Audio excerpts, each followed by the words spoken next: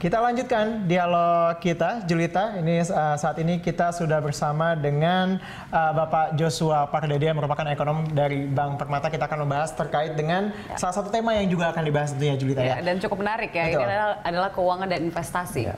Apa kemudian hal-hal yang menarik begitu yang nampaknya akan dibahas dalam debat kali ini? Ya, saya pikir terkait dengan pengelolaan keuangan negara ya, ini juga cukup penting. Tadi Prof. Ari juga sempat mengatakan bagaimana pembangunan infrastruktur itu kita ketahui bersama bahwa sumber pembiayaan kita masih belum bisa mengandalkan sepenuhnya pada APBN ya, sehingga perlu ada pembiayaan dari eksternal ya, dan konsekuensinya juga pertumbuhan utang memang cenderung agak sedikit meningkat ya dibandingkan periode-periode sebelumnya, sehingga memang ini menjadi salah satu faktor yang harus didorong, digenjot ke depannya, khususnya bagaimana kita meningkatkan lagi penerimaan pajak ya. Kita tahu menjadi salah satu concern dari pemerintah dan juga masyarakat pada umumnya adalah tingkat tax ratio ya. Indonesia itu memang relatif lebih rendah ya dibandingkan dengan negara di kawasan, sehingga ini juga menjadi salah satu tantangan buat perekonomian Indonesia ke depannya ya, supaya untuk bagaimana kondisi pembiayaan keuangan negara itu tidak lagi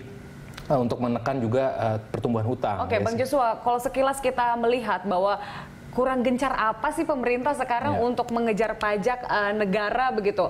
Artinya masih ada yang harus diperbaiki di sini.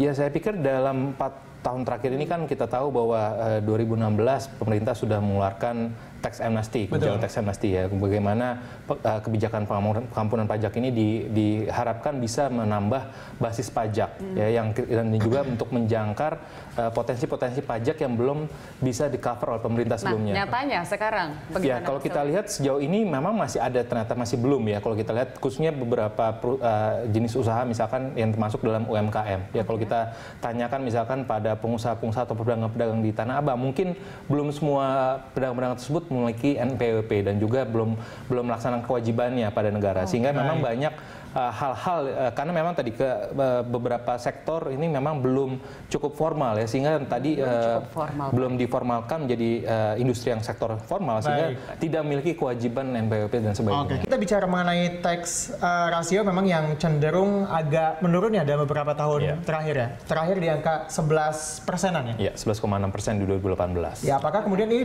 di kubu Prabowo Subianto dalam hal ini di 02 juga optimistis bahwa jika nanti Prabowo memerintah akan mencapai 16%, itu hal yang mudah atau visible atau tidak?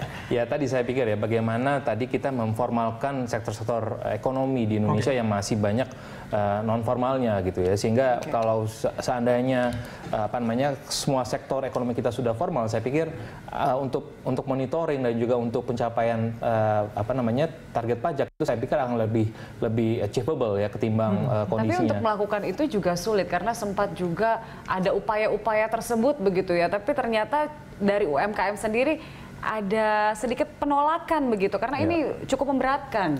Ya, tapi saya pikir juga beberapa waktu terakhir ini juga pajak UMKM kan juga diturunkan ya menjadi 0,5%. Jadi saya pikir kemudahan-kemudahan itu kan sebenarnya diberikan ruang oleh pemerintah, dan saya pikir ini menjadi salah satu tonggak bersejarah ya, bahwa tax amnesty ini menjadi salah satu kunci buat kedepannya, apalagi kita sudah pemerintah sudah mengadakan ataupun melakukan automatic exchange of information ya, sehingga harapannya bahwa kedepannya penerimaan pajak akan jauh lebih transparan dan juga akan jauh lebih compliance-nya bisa lebih meningkat. Kalau kita ngomongin pajak, Julita mungkin gimana ya, kalau untuk pengusaha-pengusaha besar mau besar mau kecil juga agak khawatir begitu ya, apalagi kalau pemerintah agresif gitu nampaknya. Jadi kan harus sedang-sedang saja. Apakah kalau sekarang pemerintah ini sudah cukup agresif kah atau dalam langkah yang moderat begitu?